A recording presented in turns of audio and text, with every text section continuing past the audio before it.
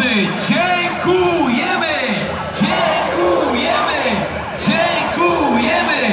Dziękujemy!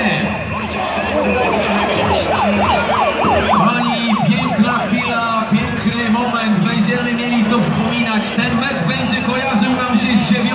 edycją Deichmann Mini Mistrzostwa. Kochani, wszystko co piękne powolutku się kończy. Zapraszamy na boisko. Ale tak, kochani, żeby nikt nie miał wątpliwości, w całej Polsce odpowiedzmy, kto wygrał mecz? Dziękujemy bardzo, wracamy na boiska, wracamy do naszego turnieju. I jeszcze na zakończenie, specjalnie dla Was,